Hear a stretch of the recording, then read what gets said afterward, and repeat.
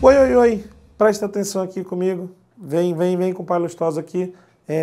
Pai Lustosa? Tá fazendo macumba? Não, mas tô dando dica.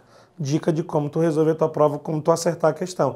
É isso mesmo. E agora nós vamos ver uma dica de equivalência lógica. Ou equivalências lógicas. Professor, o senhor não costuma botar acento nas palavras. Mas você sabe qual é as palavras, então não vamos chorar por isso, tá certo?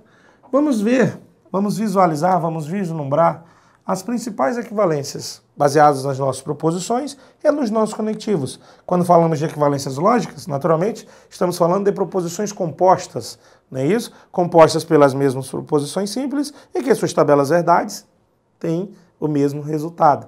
Mas, na prática, vamos pensar, e aqui eu vou mostrar para você as principais equivalências. A equivalência do E, onde as proposições podem apenas trocar de lugar. Observe que eu falei que elas podem apenas trocar de lugar. Eu não disse que elas devem trocar de lugar. Se liga nessa ideia. A equivalência de número 2, que é do OU, onde também as proposições podem trocar de lugar. Presta atenção nessa equivalência 3, nessa equivalência 4, a 5 e a 6. Mas principalmente a 3 e a 4. Eu vou botar até de outra cor, fica mais bonitinho para a gente prestar atenção. São as equivalências do condicional. Se liga que assim como no E e no OU, uma das equivalências do condicional, as proposições trocam de lugar. Só que além delas trocarem de lugar, elas precisam ser negadas. E e OU só troca de lugar. No condicional, que é o se então, além de trocar de lugar, nega elas.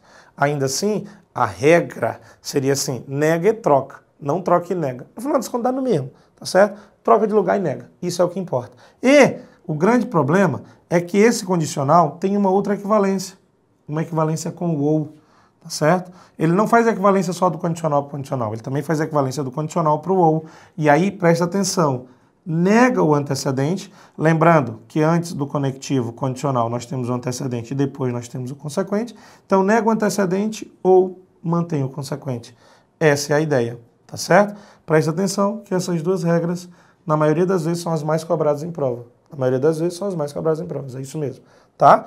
E aí, como pelo que é mais cobrado em prova, é o que também o que você mais deveria saber para não perder tempo e para efetivamente não perder a questão, tá tranquilo? Aí nós temos mais duas. Na verdade, nós temos mais, mas eu vou botar para você, como eu falei, as mais importantes. As equivalências da adjunção exclusiva e do bicondicional. Na número 5, eu vou colocar só provando que ela é uma adjunção exclusiva. Do tipo, é ou P ou Q. Do tipo, tem P e não tem Q. Ou não tem P e tem Q. Significa ou P ou Q.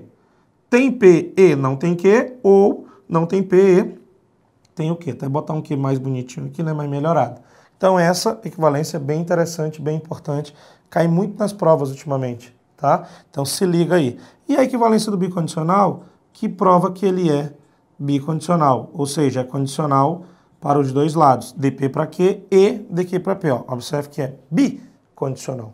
Então essas são as principais equivalências. E com base nessas principais equivalências, nós vamos desenvolver uma questãozinha de prova para você ver como é que você pode trabalhar com essas equivalências. A questão diz assim, a afirmação, a menina tem olhos azuis ou o menino é loiro, tem como sentença logicamente equivalente? Opa, se liga. Primeira coisa, é uma questão de alternativas, mas se liga como está no enunciado. A menina tem olhos azuis ou o menino é loiro.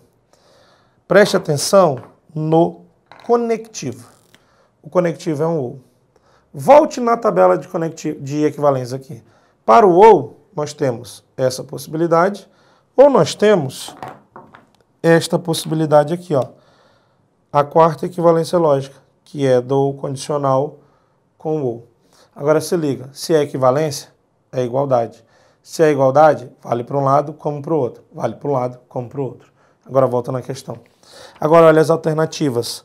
Aí pelas alternativas, o que você tem? Você tem 3 alternativas com se, a letra A, B e C.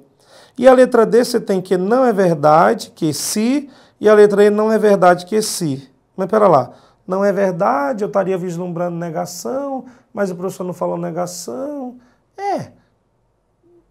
Vamos então trabalhar. Ainda assim, por todas elas, no final das contas, o que eu tenho é se. Eu tenho na letra A, se, na letra B, se, na letra C, se, na letra D não é verdade, se, na letra E não é verdade, se. Tudo se. Então eu não vou olhar para essa equivalência de número 2. Não vou olhar para ela.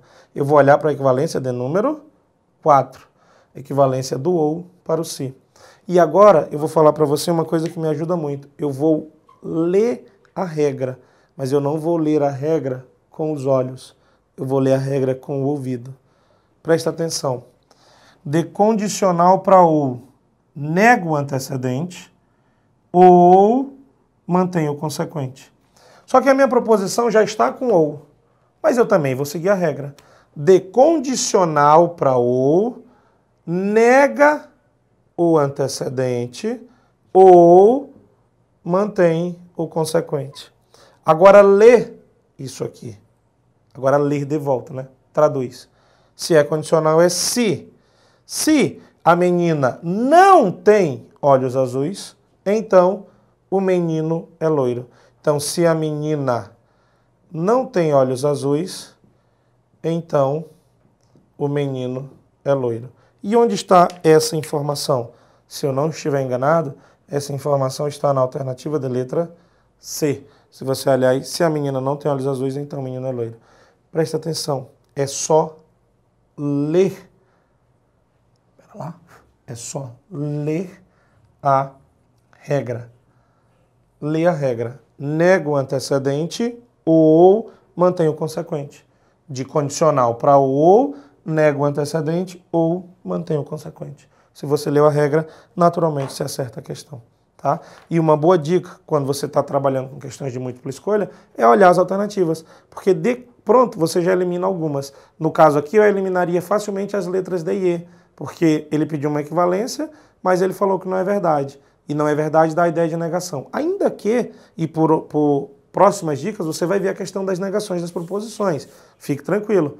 E não é verdade me daria essa ideia de negação. Como eu não falei, sabendo, obviamente, que a questão que eu iria trabalhar não iria usar isso, ainda que está ali no enunciado, mas aí, assim, de pronto, essas duas já seriam duas que eu eliminaria. Se, no caso, eu estiver trabalhando com as negações, eu vou utilizá-las. E a questão pediu uma equivalência. Aí você diz, então as letras D e E estão erradas. Não necessariamente.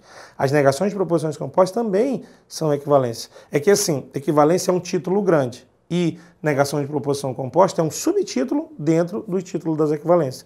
Mas, no caso aqui, só por uma questão assim de dinâmica de resolução de questão, as letras D e E seriam as últimas que eu iria olhar. Porque como está falando não é verdade, eu já não olho para elas. Sobrou as letras A, B e C, tudo com se. Então eu já faço a equivalência do ou para o se. Já leio a regra. Se aconteceu, achei minha resposta. Se não aconteceu numa daquelas três, aí sim eu iria olhar para as letras D e E. E aí sim eu iria vislumbrar as negações. Mas as negações fica para uma próxima dica. Tranquilo? Por agora as equivalências diretas. Essa regrinha do ou condicional que é exaustivamente cobrada em prova e que por muitas vezes você não consegue ver, exatamente por isso, porque você quer ver com o olho, mas você não quer ver com o ouvido. Veja com o ouvido.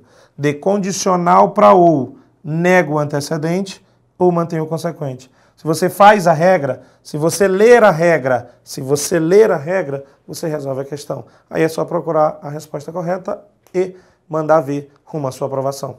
Tranquilo? Então até a nossa próxima dica.